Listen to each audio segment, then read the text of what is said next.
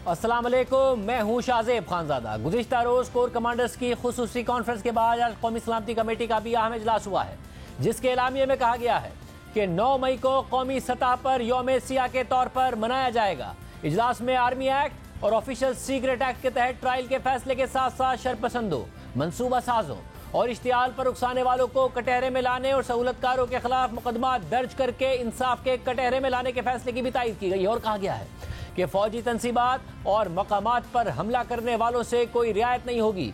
फौजी तंसीबात और अवामी अमलाक की हुर्मत की खिलाफ वर्जी बर्दाश्त नहीं की जाएगी। 9 मई के यौम सियाह में मुलविस अनासिर को इंसाफ के कटहरे में खड़ा किया जाएगा। मुल्क में तशद्दुद और शरपसंदी किसी सूरत बर्दाश्त नहीं की जाएगी।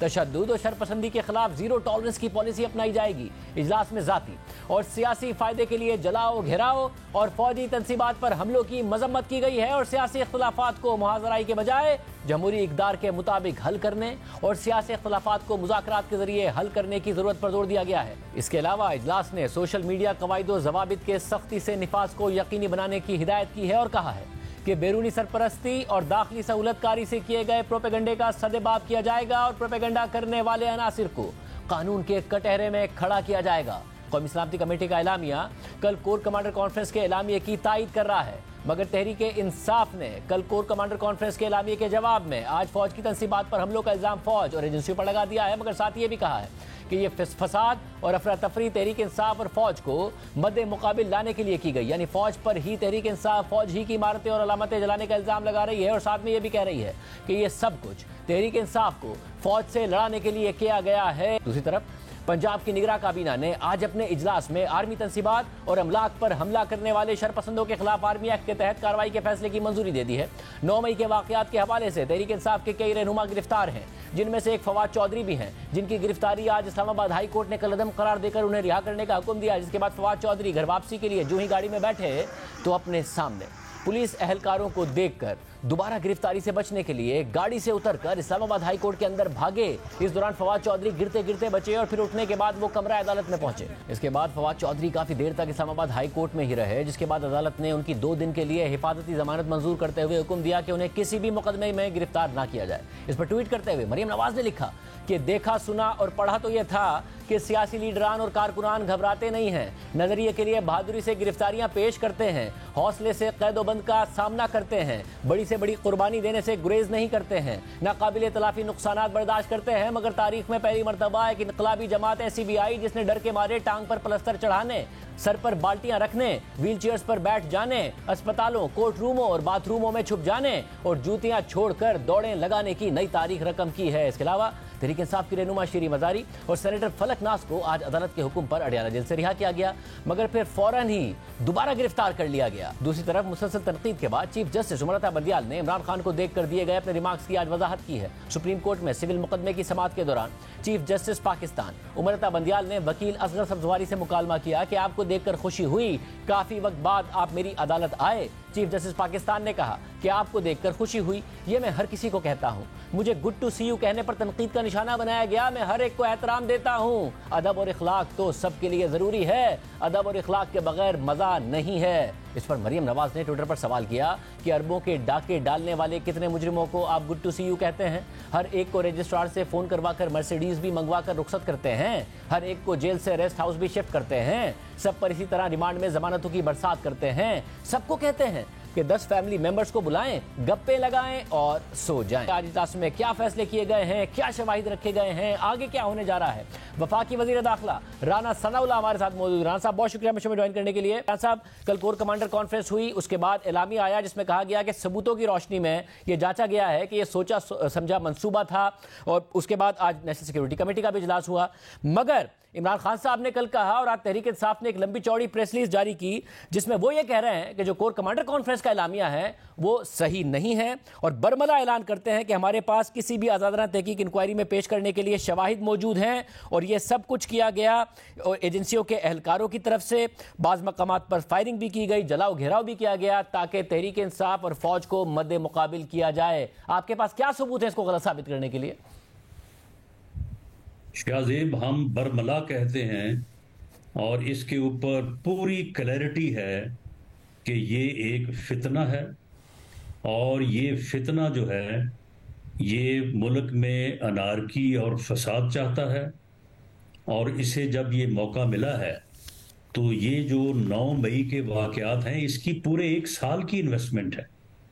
इसने इन लोगों को पूरा साल ट्रेंड किया है, इनकी जो है वो जहन साजी की है, और ये लोग जो हैं, ये लोग इसके बाकायदा वो जो टाइगर और गाली गलोच ब्रिगेड जो इसने बनाया हुआ है, ये उसके मेंबर हैं। ये जो इस वक्त चोर मचाए शोर वाली बात ये कर रहे हैं, और ये खुद को बचाने के लिए एक नया फ्रॉड और झूठ तराश रहे हैं, ये किसी तरह कामयाब नहीं हो सकते। उसकी वजह ये है कि तमाम जो वाकयात हैं या बड़े वाकयात हैं जो आर्मी की जो है वो दिफाई तनसीबात के ऊपर जो है वो हमले से मुतल्लक हैं, खुशकिस्मती से हर जगह पे जो है वो कैमरे मौजूद हैं, और उन कैमरों में फ्रंट व्यू, ये नहीं कि कोई साइड से कोई शक, कोई शुबे की बुनियाद के ऊपर किसी को पकड़ा जाएगा। फ्रंट में जो है वो उनके व्यूज मौजूद हैं, और हर आदमी जो पकड़ा जाएगा उसकी जो है वो बैकग्राउंड जो है वो बता देगी कि ये कौन है, बता देगी कि ये ज़माम पार्क से उठ के आया है, ये वहां पे क्या करने जाता रहा है, कितनी बार जाता रहा है। और उसके अलावा 43 आदमी तो वो हैं कि जो लाहौर के दोनों बड़े वाकयात में पहले एक जगह पे उन्होंने आग लगाई है, जिन्ना हाउस में, और उसके बाद वही लोग जो हैं वो फिर अस्करी प्लाजा पहुंचे और वहां पे जाकर उन्होंने आग लगाई है। बाकायदा खवातीन का एक ग्रोह है, जो ग्रोह जो है वो पहले जाता रहा है, पहले जाके वहां पे हालात देखता है कि सिक्योरिटी के इंतजाम क्या हैं, कौन है कौन नहीं है, टेलीफोन के ऊपर जो है वो उनका राब्ता रहा है। और उसके बाद ये टोटल कोई 50-100 आदमियों का ग्रोह है कि जो कि ट्रेंड है, जिसमें पेट्रोल बम बनाने वाले हैं, जिसमें वलेल चलाने वाले हैं, और ये पक्के ठक्के इनके बंदे हैं जो इन्होंने इस फितना और फसाद के लिए बाकायदा तैयार किए हुए थे। मगर साहब, अगर फिर जाके वहां पे अगर बंदे आइडेंटिफाई हो गए हैं, आपने कहा कि 50 शनाख्त में, अगर इनकी शनाख्त जो है इसमें कोई जो है वो कसर उठा नहीं रखी जाएगी, ना कसर है। एक एक बंदा जो है वो साबित होगा कि ये कौन है, कहां से है, और उसका इनके साथ तल्लक क्या है। अच्छा, अभी तो होगा ना, फिर कल कोर कमांडर कॉन्फ्रेंस के एलामिया में कैसे कह दिया गया कि ये सबूत मौजूद है और ये देख लिया गया है। फिर आज NSC की मीटिंग हुई, उसके बाद वजीर आजम भी खिताब कर रहे थे, तहरीक इंसाफ कह रही है कि जी हमारे पास सबूत है कि ये लोग तो एजेंसियों के प्लांटेड थे और उन्होंने सारा कराया है। आपके पास क्या सबूत है कि ये 45-50 लोग तहरीक इंसाफ के थे और उन्होंने प्लांट करके और ये सारा काम एक मनसूबे के तहत कराया? नहीं, मैं जो बात की है मैंने कहा है कि इसे कोर्ट ऑफ लॉ में, अदालत में ड्यूरिंग ट्रायल जो है वो साबित किया जाएगा। बाकी जहां तक आप तलक बात करें इन सबूतों की, ये तो हमारे पास है। हमने जो है वो जना हाउस के जो बंदे हैं जो अंदर दाखिल हुए हैं, जो जिन्होंने लूट मार की है, वो सारे जो है वो हमने आइडेंटिफाई कर ली है। इसी तरह से जो बाकी दफाई तनसीबात पे हमला करने, वो सारे आइडेंटिफाई हो गए। हमारे पास तो वो सबूत आ चुके हैं। आज नेशनल सिक्योरिटी कमेटी की मीटिंग में बाकायदा जो है वो ब्रीफिंग में हर चीज बताई गई है कि इतने लोग आइडेंटिफाई हो चुके हैं, और में से इतने लोग जो है अरेस्ट हो चुके हैं, बाकियों के अरेस्ट की कोशिश हो रही है, और जो आइडेंटिफाई हुए हैं उनको आइडेंटिफाई करने में ये वीडियो है, ऑडियो है, उनके अपने जो है वो ट्विटर पे ऊपर और सोशल मीडिया पे अपने उनके अकाउंट्स हैं, उनके पेजेस हैं। यानी एक एक आदमी जो है वो 3-3, 4-4 जो है वो जगह से वो साबित हो रहा है कि यही वो बंदा है कि जो ज़मान पार्क में ट्रेनिंग भी लेता रहा है, और उसके बाद जो है वो एक जगह पे भी आग लगाने में ये शामिल है, दूसरी जगह में भी जो है वो शामिल है। तो इसलिए ना सिर्फ इनको हम साबित करेंगे कि इन्होंने इस फितने, इस फसाद के लिए जो है वो बाकायदा मनसूबाबंदी की, और उस मकसद के लिए हर शहर में जो है वो कहीं 200, 250, 300, छोटे शहरों में 100, 150, किसी जगह पे 50, 60 इस स्पेसिफिक पर्पस के लिए उनको ट्रेंड किया। उसके बाद उनको बाकायदा जो है वो प्रोग्राम दिया, और उसके बाद जो है वो उन लोगों को उस तरीके से जो है वो इस फसाद को फैलाने के लिए जो है वो उनको मगर राज साहब, आप जो कह रहे हैं कि जमान पार्क में ट्रेनिंग थी, अब जमान पार्क में जाहिर है बहुत सारे लोग मौजूद थे जब इमरान खान साहब को गिरफ्तार करना था। उन्होंने कारकुनों को शील्ड के तौर पर इस्तेमाल किया, पुलिस गिरफ्तार करने गई, पेट्रोल बम्स का भी देखा, गुलेलों का भी देखा गया। मगर ये फुटेज से वाजे है कि आप तीनों अदालत के अंदर वाजे करेंगे कि जो जमान पार्क में लोग मौजूद थे वही लोग जलाओ घेराव में भी मौजूद थे, कोर कमांडर के घर के अंदर भी, इसके अलावा जो दीगर इमारतें हैं उनको जलाने में भी। ये तीन फुटेज, इन लोगों की 3 जगह प्रेजेंस साबित करेंगे। ये वाली एविडेंस आ गई है सामने। जी, ये एविडेंस भी जो है वो सामने आ गई है। और वैसे ये है ना कि ये ज़मान पार्क में तो जब ये लोग इकट्ठे करते थे तो वो तो पूरे फिर पंजाब पाकिस्तान से करते थे ना, वहां पे तो जो है वो एक खास एलिमेंट जो इन फसादात में पाया गया है वो अफगानी है।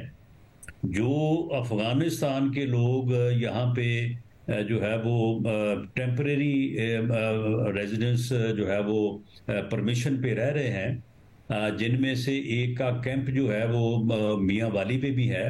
मियाँ वाली का जो सानिया हुआ है उसमें उन लोगों की बड़ी प्रेजेंस है और इसी तरह से बाकी जगहों पे भी उनकी प्रेजेंस है। तो ये बकायदा उन लोगों को जो कि जो है वो टेररिस्ट एक्टिविटीज में जो है वो उनकी ट्रेनिंग और उनका जो है वो रिजॉल्व ज्यादा है, तो उन लोगों को भी इन्होंने इस टीम में जो है वो उन्होंने शामिल किया था। तो ये शाहजेब इसकी पूरे 1 साल की मेहनत है। मतलब अगर ये जो आप कह रहे हैं कि अब ये जो आप कह रहे हैं कि लोगों को बकायदा ट्रेंड किया है, बकायदा ट्रेंड, ये जो मियां वाली का इसका कोई सियासत नहीं है, ये सियासतदान नहीं है, ना ये सियासी जमात है। इसको सियासी जमात समझना या इसको सियासतदान समझना, ये इस मुल्क को, ये फितना जो है ये इस मुल्क को किसी हादसे से 2-4 करेगा अगर इसका अब बंदोबस्त ना किया गया। मगर राज साहब, गारंटी है कि इसका बंदोबस्त किया जाना चाहिए। राज साहब, इसमें मसला है कि बंदोबस्त, आप जब आप कह रहे हैं इतने सारे आपके पास सबूत मौजूद हैं, तो ये जो बंदोबस्त वाली बात पे मैं आ रहा हूं, मगर उससे पहले मुझे बताइए, जो अफगान आप कह रहे हैं कि जिन्होंने मियां वाली में किया और ये हमले हुए, हमने देखा कि क्या ज़ाहिर बड़े अफसोसनाक वाकयात हुए, इनका कनेक्शन आप कैसे एस्टैब्लिश करते हैं तहरीक इंसाफ से, कि इनका ताल्लुक भी तहरीक इंसाफ से था या तहरीक इंसाफ के रहनुमाओं से था और उनके कहने पर उन्होंने ये सब काम किया? उनकी फुटेज मौजूद है, उसके बाद वो ट्रेस आउट हो गए हैं। आप देखें ना, एक आदमी को आग लगाते आपको दिखाया जाए और उसके बाद जो है वो वही आदमी जो है वो अरेस्ट होने के बाद आपके सामने लाया जाए, तो फिर उसमें कोई पहचान करने में या साबित करने में आपको कोई जो है वो दिक्कत हो सकती है। इनकी फुटेज मौजूद है तहरीक इंसाफ के रहनुमाओं के साथ, जिन लोगों ने आग लगाई और ये सारा काम किया, उनकी फुटेज वैसे भी मौजूद है तहरीक इंसाफ के रहनुमाओं के साथ, या कोई ऑडियो कॉल्स मौजूद हैं, कनेक्शन मौजूद है? क्या ऐसा मौजूद है जो साबित करता है कि तहरीक इंसाफ के रहनुमाओं के कहने पर किया उन्होंने? देखिए, ये सारी चीजें जो है ना, मिसाल के तौर पे अगर यानी 400-500 आदमी पकड़ा जाता है तो हर आदमी के खिलाफ एक ही तरह का सबूत तो नहीं हो गया ना। किसी के खिलाफ 1 होगा, किसी के खिलाफ 2 होंगे, किसी के खिलाफ 4 होंगे। तो ये चीजें जो हैं जो कि एक चीज कनेक्ट करेगी इनको जुर्म के साथ, क्योंकि आज प्राइम मिनिस्टर ने और आर्मी चीफ ने भी बड़ी जो है वो पुरजोर तरीके से ये अपना रिजॉल्व दोहराया है कि किसी गुनाहगार को, मुजरिम को तो छोड़ा नहीं जाएगा, लेकिन ये भी वहां पे ये तय है कि किसी भी बेगुनाह को जो है वो बड़े शक भी पड़े, शक की बुनियाद के ऊपर भी नहीं किसी को जो है वो इन्वॉल्व किया जाएगा। जिसके खिलाफ बिल्कुल 100% सबूत होगा, कोई शक की गुंजाइश भी नहीं होगी, उसे तो छोड़ा नहीं जाएगा और शक की बुनियाद के ऊपर किसी को पकड़ा नहीं जाएगा, ना किसी को जो है सजा दी जाएगी। मतलब मगर ये लग नहीं रहा, आज फवाद चौधरी साहब को जैसे ही जमानत मिली, गाड़ी में बैठे, इस्लामाबाद पुलिस दोबारा गिरफ्तार करने आ गई, उन्हें वापस जाना पड़ा भाग के। श्री मजारी साहिबा, फलकनाथ साहिबा, उन्हें जमानत मिली, अडियाला से वो रिहा होते हैं, वापस गिरफ्तार कर लिए जाते हैं। तो इनका क्या ताल्लुक है इस सारे प्रोटेस्ट से और इस सारे के सारे वाकयात से? तो आप तो टारगेटिंग तो कर रहे हैं ना साथ साथ? नहीं शाहजेब, ये टारगेटिंग कैसे? पहले तो मुझे आप ये बताएं, ये वही लोग हैं जो जिन्होंने जेलें भरनी थी, ये वही लोग हैं जो कहते थे कि जी हमें तो कोई खौफ ही नहीं है।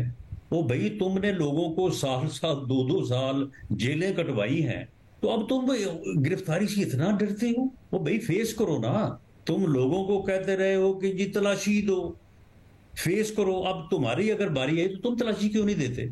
तुम जो है वो जवाब क्यों नहीं देते? जो आप लोगों के साथ हुआ और जिस तरीके का आप लोगों का रवैया था या पीपल्स पार्टी का रवैया था, वो जाहिर अलग था। आप लोगों ने जेलें भुगती हैं, आपका रवैया बिल्कुल अलग था, आप लोगों को टारगेट भी किया गया। मगर इसका ये तो मतलब नहीं है ना कि जो आपने भुगता वो भुगते हैं। अब ये जो आप कह रहे हैं कि तलाशियां दें, फवाद चौधरी, शीरी मजारी ने क्या तलाशी देनी है? ये तो जबरदस्ती की गिरफ्तारी है ना, इनके ऊपर क्या है? सुन ले, आपने शीरी मजारी साहबा का और फवाद चौधरी साहब का नाम लिया है। ये आए, ये खुद को पेश करें, इनकी अपनी फुटेज, इनकी अपनी निकलो। मैं ये कह रहा हूं आग लगा दो, मैं ये कह रहा हूं कि जनाब फलां जगह पे पहुंचो। अगर नहीं होगा, इस तरह का सबूत अगर नहीं होगा, कोई इनको चलान नहीं करेगा, किसी मुकदमे में कोई इनको इन्वॉल्व नहीं करेगा। ये आज प्राइम मिनिस्टर ने भी रिजॉल्व किया है दो टोक अंदाज में, और आर्मी चीफ ने भी किया है। और ज्यादा इनको गारंटी क्या चाहिए? तो अगर आपके पास सबूत है तो कीजिए ना। अगर ऑलरेडी सबूत नहीं है, अभी तो इन्वेस्टिगेशन हो रही है, पहले से क्यों गिरफ्तार करके रखा हुआ है? वो गिरफ्तार होते हैं आप लोग नहीं? सुन ले, मामला ये है कि ये जो इनके लीडर हैं, जिनके जुम्मे ये था कि आपने लोगों को बाहर निकालना है और टारगेट इनको दिए हुए थे कि फलां टारगेट के ऊपर फलां ने पहुंचना है, उनमें से ये लीडर पहुंचे कम हैं, लेकिन टेलीफोन के ऊपर इनकी पूरी कन्वर्सेशन मौजूद है। अगर वो गलत है, उसमें कोई जो है वो ये शक शुबा है, तो ये साबित कर देंगे नहीं जी ये ना हमारी आवाज है, ना हमारा नंबर है, ना हमने जो है वो ये बात की है। लेकिन इन्वेस्टिगेशन के प्रोसेस को वो अब फेस तो करना पड़ेगा ना।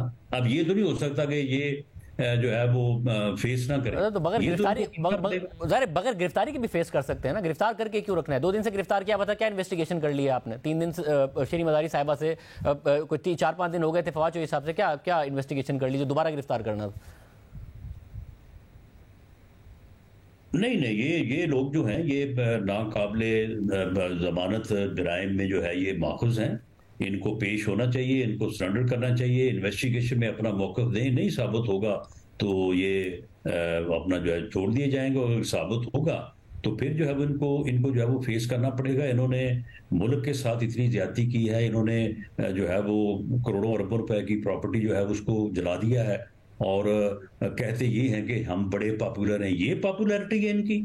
किसी शहर में जो है वो कोई 5-10 हज़ार का मजमा आवाम का इनके हक में जो है वो इकट्ठा नहीं हुआ। इन लोगों ने बाकायदा में फितने फसाद के लिए जो है वो जथाबंदी की है, और अब ये जथे के लोग जो हैं इनको ये कॉन्सिक्वेंसेस फेस करने पड़ेंगे। इमरान साहब, इस सब में जो आप लोगों ने इन्वेस्टिगेशन की है, जाहिर है अस्करी क़यादत और मुल्की सिविलियन क़यादत भी असर जोड़कर बैठी, उसमें ये सब इमरान खान साहब से कैसे कनेक्ट होता है? वो कह रहे मैं तो गिरफ्तार था, मुझे क्या पता था कि ये पीछे क्या हो रहा है। तो उनसे कैसे कनेक्ट होता है कि उनके कहने पर सब कुछ हो रहा था? क्या इस हवाले से कोई सबूत है या सिर्फ इल्जामात हैं?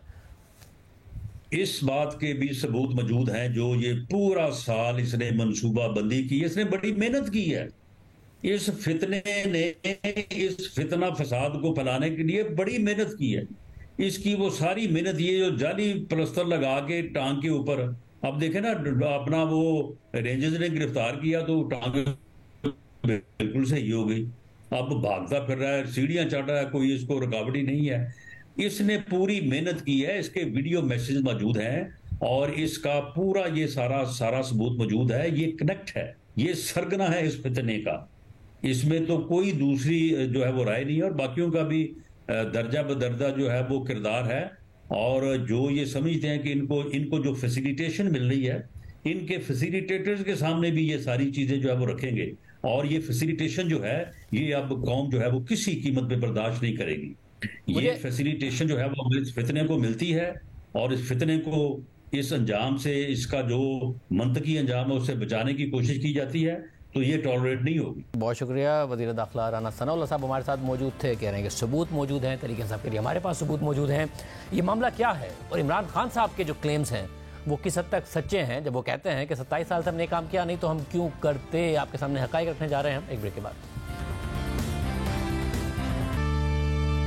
हम पुरअमन एहतजाज करते रहे हैं 27 साल से। मैं फख्र से कहता हूं कि 27 साल की सियासत में हमेशा हम पुरअमन रहे। मैं फिर से कहता हूं, मैंने कभी किसी किस्म का इंतशार, मैंने कभी किसी किस्म का वायलेंस की आज तक अपनी पार्टी को इजाजत नहीं दी। जिस पार्टी ने 27 साल कभी किसी किस्म का इंतशार नहीं किया। इमरान खान जमानत पर रिहा होने के बाद अपने कारकुनान के पुरतशद्दुद रद्द अमल का यही जवाब देते आ रहे हैं कि उन्होंने अपने 27 साल सियासी तारीख में कभी इंतशार की सियासत नहीं की, ना इसकी इजाज़त दी, और वो हमेशा पुरअमन रहे हैं। मगर हकीकत यह है कि इमरान खान मुल्क के वो लीडर हैं जिन्होंने अपने सियासी सफ़र में सियासी मफादात के लिए गैर मामूली तौर पर पुरतशद्दुद रवैयों की हिमायत की। मगर फ़र्क सिर्फ यह है कि माजी में जब भी इमरान खान की जमात ने पुरतशद्दुद रवैये का सहारा लिया तो उस वक्त मुल्क की फ़ौज रद लिया दोनों इमरान खान के साथ खड़ी थी। इसलिए उस रवैये को जवाज़ भी बख्शा गया और अदालतों से इमरान खान और उनकी जमात को रिलीफ भी मिलता रहा और दिलवाया भी गया।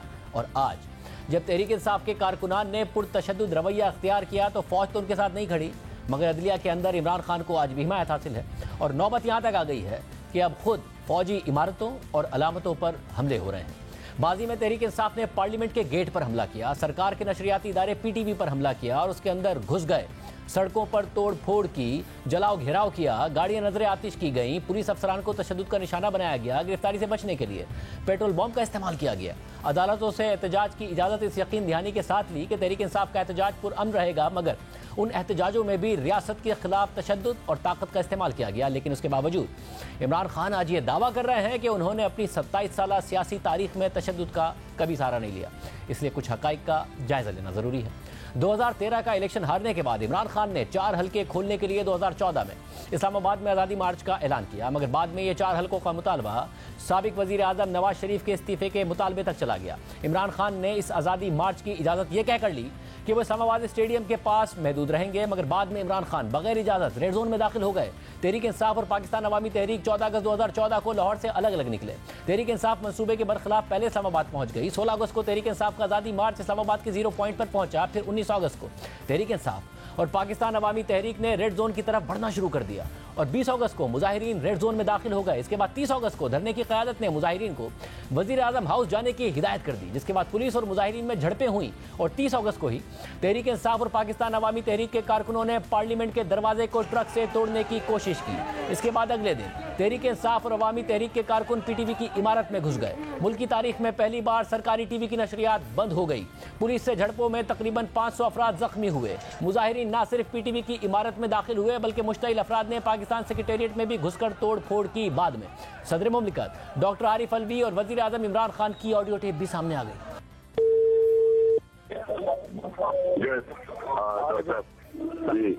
भाई साहब, मेरी एक दरखास्त थी, ये PTV के अंदर घुसकर नशरियात भी बंद हो गई हैं। अच्छा, ठीक है। Because you see, it's all a question of forcing Nawaz to resign. You want to show that the whole thing is gone, because otherwise you resign नहीं करेगा. You have to put maximum pressure today for a result tomorrow. Yes, तो बात है, दे रहा हूँ, ठीक है, करता हूँ। इसके अलावा तहरीक इंसाफ के धरने के दौरान न सिर्फ पुलिस अहलकारों को तशद्दुद का निशाना बनाया गया बल्कि SSP असमतुल्लाह जुनेजो को उनके मातहत अफसरान के सामने मारा पीटा गया। इसके बावजूद इमरान खान कहते हैं कि उन्होंने कभी अपनी सियासत के लिए तशद्दुद का सहारा नहीं लिया, मगर उस वक्त जब पुलिस ने तहरीक इंसाफ के कारकुनों को गिरफ्तार भी किया तो खुद इमरान खान उन्हें छुड़ाने पहुंच गए। डी चौक पर तहरीक इंसाफ के कंटेनर से इमरान खान पुलिस अफसरान को धमकियां देते रहे। मैं इस IG को पाकिस्तान के हर कोने में इसके पीछे जाऊंगा, अगर पीर तक इन्होंने हमारे कारकुन ना छोड़े, हम इनके हर थाने का घेराव करेंगे। सुकेरा और जो दूसरा IG है, तुम याद रखो, इन दोनों भाइयों ने तो चले जाना जान छुड़ा के, तुम किधर जाओगे? IG हो सकता है मैं जज्बात से निकल जाऊं, एक बार तुम्हें जो तेज बॉलर का पंच है वो भी लगा दूं। न सिर्फ ये बल्कि पार्लियामेंट को जाली करार दिया गया, बाकायदा सिविल नाफरमानी की कॉल देकर रियासती रेट को चैलेंज किया गया। आज से मैं ना टैक्स दूंगा, ना बिजली के बिल दूंगा, ना गैस के बिल दूंगा, अपना बिल जलाने लगा हूं। फिर मुल्क भर में शटर डाउन हड़ताल की कॉल दे दी गई और फिर उस पर जबरदस्ती अमल कराने की कोशिश भी की गई और मौजूदा सदर आरिफ अलवी खुद सड़कों पर पहुंचे और कहते रहे कि कोई गाड़ी नहीं चलने देंगे। जनाब, सारा कराची बंद होगा, है ना, कोई गाड़ी नहीं चलेगी। देखो कहाँ है वर्कर्स, कोई गाड़ी नहीं चलेगी। बाद में इमरान खान और तहरीक इंसाफ के रहनुमाओं के खिलाफ पीटीवी पर हमला करने से मुताल्लिक केसेस बने और फिर इंसदादी दहशतगर्दी की अदालत ने इमरान खान और दीगर रहनुमाओं को इश्तिहारी करार दिया। लेकिन कुछ अरसे बाद नवाज शरीफ के खिलाफ पनामा का केस शुरू हुआ।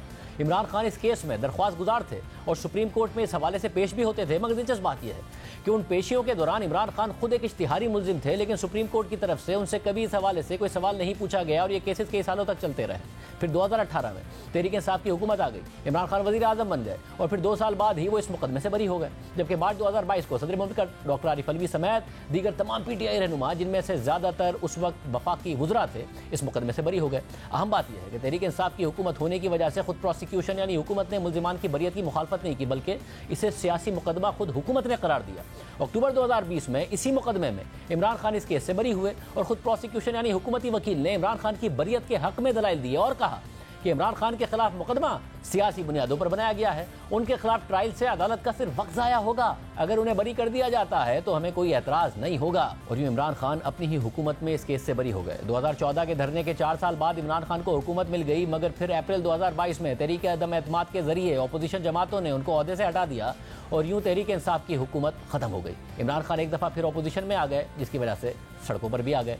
और फिर गुज़िश्ता साल 25 मई को इमरान खान लॉन्ग मार्च की क़यादत करते हुए इस्लामाबाद पहुँच गए और न सिर्फ सुप्रीम कोर्ट के अहकामात की खिलाफ वर्जी करते रहे, बल्कि उनके कारकुनों ने रेड जोन में दाखिल होकर तोड़ फोड़ और जलाओ घेराव भी किया। इमरान खान पर 25 मई के वाक़यात की वजह से सुप्रीम कोर्ट में तौहीन अदालत का केस चल रहा है, लेकिन गुज़िश्ता कई महीनों से उस पर समाअत नहीं हो रही है। 25 मई को तहरीक इंसाफ ने सुप्रीम कोर्ट से खुद कहा कि उसे एहतजाज के लिए इस्लामाबाद के H9 पार्क में जगह दी जाए, जिस पर सुप्रीम कोर्ट ने H9 पार्क में एहतजाज करने का हुक्म दिया और वाज़ेह किया कि अदालत तवक्को करती है कि तहरीक इंसाफ की कमेटी यकीनी बनाएगी कि पूरे मुल्क और खुसूसन इस्लामाबाद में नाखुशगवार वाक़या ना हो और अमलाक को नुकसान ना पहुँचे। सुप्रीम कोर्ट ने अपने हुक्मनामे में लिखा था कि बाबर अवान ने तहरीक इंसाफ की आला क़यादत की हिदायत पर यह दरख्वास्त की कि तहरीक इंसाफ की रैली के लिए H9 और G9 के दरमियानी ग्राउंड की दस्तियाबी यकीनी बनाई जाए। फिर अदालत ने अपने फैसले में चीफ कमिश्नर इस्लामाबाद को H9 और G9 के दरमियानी ग्राउंड तहरीक इंसाफ को फौरी मुहैया करने की हिदायत की। फिर जैसे ही ये फैसला आया तो इमरान खान ने कंटेनर पर खड़े होकर सुप्रीम कोर्ट के फैसले की तारीफ की, लेकिन साथ ही अपने कारकुनों को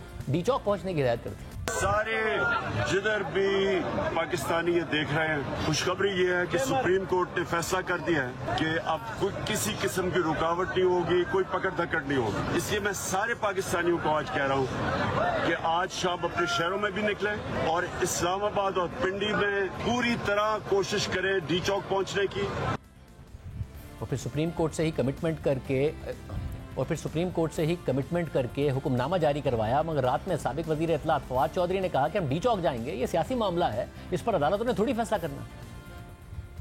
हम तो डी चौक आ रहे हैं सारे के सारे। सुप्रीम कोर्ट के जब फैसले 3 दिन पे तो सुप्रीम कोर्ट में बैठे हुए हैं, वहाँ से उन्होंने फैसला ही नहीं किया, ना ही कोई डिसीजन हुआ, ना कोई इम्प्लीमेंट हो रहा है। ये और हमारा फैसला जो डी चौक का है इंशाल्लाह वही रहेगा। ये क्रिटिकल फैसले हैं, इसके ऊपर अदालतों ने थोड़ा जो है वो फैसले करने हैं। तहरीक इंसाफ ने खुद ही H9 ग्राउंड की इजाज़त मांगी और अदालत ने इजाज़त दे दी, लेकिन फिर इमरान खान ने खुद ही अदालती हुक्म अदूली करते हुए कारकुनों को डी चौक जाने की हिदायत कर दी। तहरीक इंसाफ के कारकुन इमरान खान की कॉल पर डी चौक पहुंचे। रात भर तोड़फोड़ होती रही, जलाओ घेराव किया गया, दरख्तों को आग लगा दी गई, रात भर शेलिंग होती रही।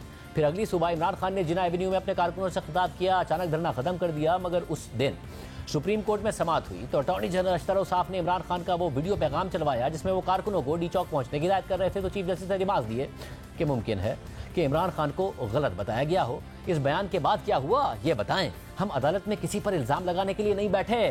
चीफ जस्टिस ने यह भी कहा कि इस्लामाबाद में ग्रीन बेल्ट्स को आंसू गैस से बचने के लिए जलाया जा रहा था। फिर बाद में जब खुद इमरान खान ने तौहीन अदालत से मुताल्लिक अपना जवाब जमा कराया तो हैरत अंगेज़ तौर पर बिल्कुल वही मौक़िफ़ अपनाया जिसकी तरफ चीफ जस्टिस उमरता बंदियाल ने इशारा किया था। इमरान खान ने अपने जवाब में लिखा कि मुझे ऐसे किसी भी बयान या यकीन दहानी का पता ही नहीं है जो 25 मई से मुताल्लिक इस अदालत के सामने मेरे या तहरीक इंसाफ की सीनियर क़यादत की ईमा पर कराई गई हो, और ना ही मुझे 25 मई की शाम 6 बजे जारी किए गए सुप्रीम कोर्ट के हुक्मनामे और उससे मुताल्लिक तफसीलात का पता है। इसके अलावा बाबर अवान और फैसल चौधरी ने अपने जवाब में कह दिया कि ना तो वो इमरान खान के वकील थे और ना ही 25 मई को उनका इमरान खान से कोई रब्ता हुआ। तो फिर अदालत ने कई माह से समाअत ही नहीं की है। मगर गुज़िश्ता दिनों नैब ने इमरान खान को गिरफ्तार किया और चीफ जस्टिस ने अपने सामने उन्हें पेश करने का हुक्म दिया और इमरान खान को उनके सामने पेश किया गया। तो उस दिन भी जस्टिस मोहम्मद अली मजहर ने याद दिलाया कि तहरीक इंसाफ के खिलाफ 25 मई को तौहीन अदालत का केस भी ज़ेर इल्तवा है। तो चीफ जस्टिस उमरता बंदियाल ने मुदाखलत करते हुए कहा कि मेरे साथी जजेस जो कह रहे हैं हमारे सामने वो केस नहीं है। अब इस वाक़े को तकरीबन 1 साल हो चुका है।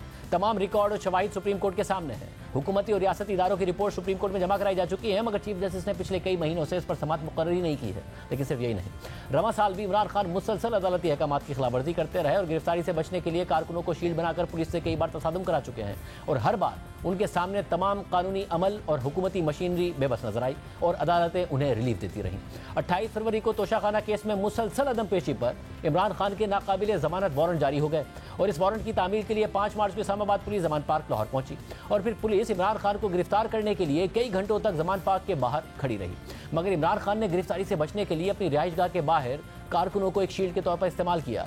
पीटीआई के कारकुनों का पुलिस से तसादुम हुआ और फिर यह तक भी हुआ कि पुलिस टीम के सरबराह वारंट लेकर जमान पार्क के अंदर गए। इमरान खान के chief of staff Shibli Faraz ने वारंट वसूल किए, लेकिन वारंट पर यह लिख दिया कि इमरान खान दस्तयाब नहीं है। मगर कुछ ही देर बाद इमरान खान जमान पार्क के अंदर ही तकरीर करते हुए दिखाई दिए, जिसे पूरे मीडिया में दिखाया गया, जिस पर पुलिस ने शिबली फराज के खिलाफ कार्रवाई का ऐलान भी किया। यूं 7 मार्च को भी इमरान खान एक बार फिर तोशाखाना केस में गैरहाजिर रहे और उसी दिन इस्लामाबाद हाई कोर्ट ने इमरान खान के वारंट मुअत्तल करते हुए उन्हें 13 मार्च को सेशन अदालत में पेश होने का हुक्म दे दिया।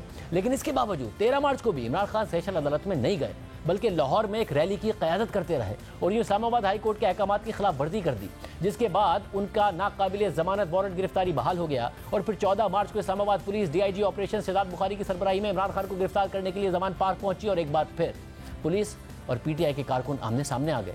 इमरान खान की रिहाइशगाह के करीब जाने के लिए पुलिस को सख्त मज़ाहमत का सामना करना पड़ा। डंडा बरदार कारकुनों ने पुलिस पर पथराव किया, डंडे बरसाए, जवाब में पुलिस ने वाटर कैनन का इस्तेमाल किया, लाठी चार्ज और आंसू गैस की शेलिंग भी की। जमान पार्क के इलाके में जलाव घेराव और पथराव होता रहा।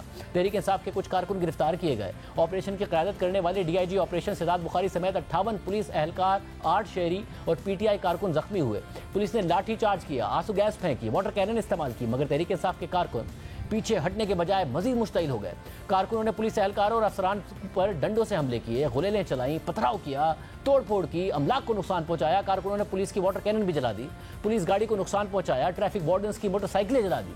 रेस्क्यू 1122 का फायर टेंडर आग बुझाने को पहुंचा तो उसे भी आग लगा दी। जमान पार्क के अंदर से पुलिस की तरफ पेट्रोल बम भी फेंके गए। फिर बाद में पुलिस ने पेट्रोल बम बरामद भी कर लिए, लेकिन तोशाखाना केस में तसादुम की सूरत हाल यहाँ भी नहीं रुकी। कई दिनों की हंगामा आराई, अफरा तफरी और साथ ही अपनी शराइत मनवाने के बाद बिलाखिर इमरान खान 18 मार्च को ट्रायल कोर्ट में पेश होने के लिए पहुंच गए और अपने कारकुनों के हुजूम के साथ जुडिशल कॉम्प्लेक्स के अंदर दाखिल हो गए। जबकि इस दौरान जुडिशल कॉम्प्लेक्स के बाहर शदीद बदनज़मी भी देखने में आई, हंगामा आराई हुई, तोड़फोड़ की गई। पीटीआई के कारकुन और पुलिस एहलकारों में तसादुम हुआ और पूरा जुडिशल कॉम्प्लेक्स महसूर होकर रह गया। हद तो यह है कि अदालती ऑर्डर शीट तक गुम हो गई, जिस पर इमरान खान ने हाजिरी लगाई थी। पुलिस और इमरान खान के वकला एक दूसरे पर इल्जामात लगाते रहे, लेकिन फिर इमरान खान कमराए अदालत में गए बगैर ही गाड़ी में ही हाजिरी लगवाकर लाहौर रवाना हो गए। अहम बात यह है कि इमरान खान की इस पेशी तक ये माहौल होता था कि वो अपने कारकुनों को अदालतों में साथ लेकर आते थे। उन्हें इमरान खान के साथ जाने के लिए बाकायदा बुलाया जाता था और उनकी पेशी की वजह से पूरा अदालती माहौल ख़राब हो जाता था। लेकिन इमरान खान ये मौक़िफ़ इख्तियार करते थे कि कारकुनों को वो नहीं बुलाते हैं, बल्कि वो तो खुद ही आ जाते हैं। लेकिन फिर 21 मार्च के बाद सूरत हाल तब्दील हो गई और उसके बाद से इमरान खान की पेशी में ना कोई हुजूम नजर आया और ना ही कोई हंगामाराई हुई। और इस तब्दीली की वजह लाहौर हाई कोर्ट के कुछ सख्त अहकाम थे। 20 मार्च को इमरान खान ने इस्लामाबाद में दर्ज किए गए 2 मुकदमात में हिफाजती जमानत के लिए लाहौर हाई कोर्ट में दरख्वास्त दायर कर दी थी और इमरान खान के वकील ने मौक़िफ़ इख्तियार किया था कि इमरान खान की पेशी के वक्त वकला को अंदर जाने में मुश्किलात पेश आती हैं। तो जस्टिस शहबाज रिजवी ने कहा था कि यह तब होता है जब आप 1000 बंदा साथ ले आते हैं। अगर रिलीफ चाहिए तो इमरान खान कल 2:15 बजे अदालत में मौजूद हों। ये नहीं होगा कि इमरान खान 7 बजे आ रहे हैं या 8 बजे आ रहे हैं। और फिर 21 मार्च को इमरान खान की पेशी बिल्कुल मुख्तलिफ नजर आई और उसके बाद Lahore high court, Islamabad high court की मुताबिक पेशियों में इमरान खान बगैर हुजूम के पेश होते रहे हैं। यानी इमरान खान जब चाहते हैं कारकुन बाहर आ जाते हैं, जब वो मना करते हैं तो वो नहीं आते हैं। वो जमान पार्क में खुद कारकुनों को पुलिस के सामने शील्ड के तौर पर इस्तेमाल करते रहे हैं और गुज़िश्ता 9 सालों में बार बार सरकारी इमारतों, पार्लियामेंट और पुलिस पर हमले करके मुसलसल बचते रहे हैं। और अब फौजी इमारतों पर हमले हुए तो कह रहे हैं कि तहरीक इंसाफ 27 साल से पुरअमन है। ये हमले तो खुद फौज और एजेंसियों ने किए हैं और तहरीक इंसाफ को फौज से लड़वाने के लिए किए हैं। हम एक बार शामिल करते हैं।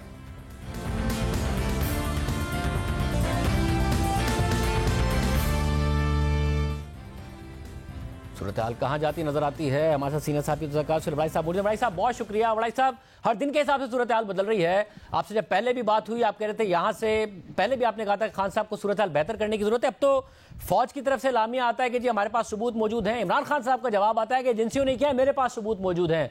खान साहब जाहिर एक अकलमंद सियासतदान है, उनका पूरा राइज आपने देखा है, इस दौरान भी आपकी मुलाकातें हुई हैं। कोई मेथड तो होगा जो खान साहब हीट को इस नहज पर लेके जा रहे हैं।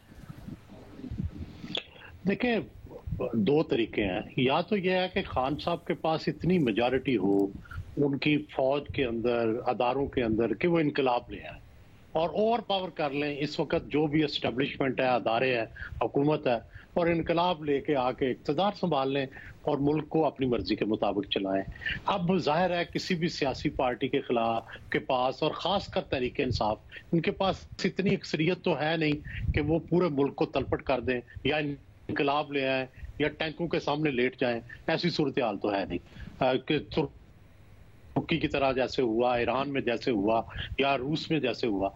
तो अब दूसरा तरीका है बैलेट बॉक्स। तो और सारी पाकिस्तान की सियासी पार्टियां बैलेट बॉक्स के जरिए इक़्तिदार लेती रही हैं, तो इनको भी बैलेट बॉक्स के जरिए इक़्तिदार लेना है। और बैलेट बॉक्स के जरिए इक़्तिदार लेने का तरीका यही है कि जो असल पावर है, जो एस्टेब्लिशमेंट है, उससे मुज़ाकरात किए जाते हैं। एक तरफ आप वोट लेते हैं, दूसरी तरफ आप CBMs करके उनसे पावर लेते हैं। तो खान साहब यहाँ चूक गए। अगर फौज के अंदर उनकी सिंपैथी मौजूद भी थी या मौजूद है, तो जो ये लड़ाई बढ़ेगी तो सिंपैथी खत्म होती जाएगी। भुट्टो साहब जब, तो उस वक्त फौज में बहुत की, हमें पता है कि उस वक्त अटक, रावलपिंडी, सारा इलाका जो है वो पीपल्स पार्टी के साथ था, जो फौजी इलाका है। लेकिन आपने देखा कि बाद में फौज ने इकट्ठे होके पीपल्स पार्टी को मारा, पीपल्स पार्टी को कोड़े लगे, फांसियां हुई, कोई फौज में से नहीं बोला, एक बंदा नहीं बोला। तो इसी तरह ये होगा कि इसी तरह जब नवाज शरीफ का दौर था तो हमने देखा कि ISI चीफ और आर्मी चीफ में इख्तलाफ था, लेकिन जब हामिद मीर साहब पे हमला हुआ तो वो आर्मी चीफ और ISI चीफ इकट्ठे हो गए और सारी फौज ने इकट्ठे होके मीडिया को और नवाज शरीफ को ठीक ठाक मारा। तो इसीलिए फौज जैसा जो अदारा है, इससे लड़ाई ठीक नहीं होती।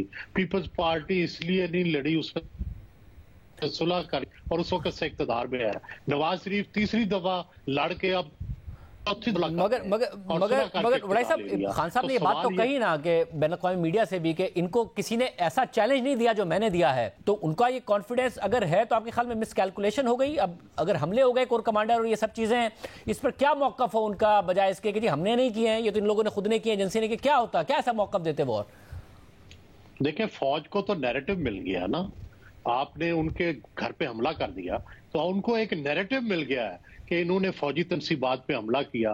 पहले तो उनको नैरेटिव नहीं मिलता था, क्योंकि ये उनके हामी रहे थे, उनके साथ एक पेज पे रहे थे, तो उनको प्रॉब्लम थी कि इनको कैसे अपने आप से हटाया जाए, नजरियाती तौर पर कैसे इसको दिफा किया जाए। अब जाहिर है वो अपने बंदों को कह सकते हैं, देखें ये तो हमारे घर में घुस गए हैं, इन्होंने अस्करी तनसीबात को टारगेट किया है, और उनके पास वीडियो सबूत है। तो मेरा ये ख्याल है कि ये PTI को अपनी इस गलती की इस्लाह करनी चाहिए। और ना ये मिलिटेंट पार्टी है, ना बन सकती है। मिलिटेंट पार्टी पाकिस्तान में सर्वाइव करना बड़ा मुश्किल है। अगर फौज ने तालिबान से डील कर लिया तो किसी मिलिटेंट, छोटी मोटी मिलिटेंट पार्टी, चंद शरपसंद जो है या चंद मिलिटेंट के साथ आप फौज को झुका नहीं सकते। फौज जब फौज को चैलेंज आता है तो वो इकट्ठी हो जाती है, फिर वो इकट्ठे होकर वार करती है। आप देखें यही हुआ है कि इमरान खान के साथ पहले फौज भी थी, फौजी फैमिलीज भी थी। अब लड़ाई अगर बढ़ गई तो मेरा ख्याल है इमरान के लिए फायदा नहीं है। उन्हें अब भी फायदा है कि वो इन लोगों से लातलकी का इजहार करें जिन्होंने कोर कमांडर हाउस पे और फौजी तनसीबात पे हमला किया है, पार्टी से निकाल दें उनको, उनके खिलाफ कार्रवाई करें और अपनी जो लीडरशिप है उसको भी समझाएं और फौज के साथ जो है एक वर्किंग रिलेशनशिप बनाए। मगर वैसे साहब, खान साहब को नैरेटिव बेचना आता है, आपके ख्याल में वो नैरेटिव नहीं बेच पा रहे हैं? ये कि जी ये तो मैंने नहीं किया, हम तो, मेरे लोग ऐसे हैं ही नहीं, हमने नहीं किया, हमने नहीं ऑर्गेनाइज किया, मेरे कहने पे भी नहीं हुआ, ये तो एजेंसियों ने खुद ने कराया। आप ख्याल में ये नैरेटिव नहीं सेल कर पा रहे हैं वो? मेरा ख्याल है कि ये नैरेटिव सेल नहीं हो पाएगा, इसलिए क्योंकि एविडेंस मौजूद है। लोगों ने नेट पे देख लिया, लोगों ने यूट्यूब पे देख लिया कि लीडर्स खुद ऑर्डर दे रहे हैं, वो बंदे सारे आइडेंटिफाइड हैं, वो उनके MNA MPAs वर्कर हैं, नॉन वर्कर्स हैं जो हमला कर रहे हैं। और जो है उस वक्त इकट्ठे हुए थे सारे, पहले गुलबर्ग में, फिर उसके बाद गए थे, तो कोई चीज ढकी छुपी नहीं है। तो मेरा ख्याल है कि ये बयानिया उन्हें सूट नहीं करता। उन्हें ये सूट करता है कि इन लोगों से अलहदा हो जाए और ये कहें कि वो जज्बात में आ गए थे, मैं उनसे अलहदगी का ऐलान करता हूँ और उन पर रहम किया जाए, वो जज्बाती हो गए थे। बहुत शुक्रिया भाई साहब, हमारे साथ मौजूद थे, उसको आपने सुनी। आज के प्रोग्राम में इतना ही, याद दीजिए, अल्लाह हाफिज।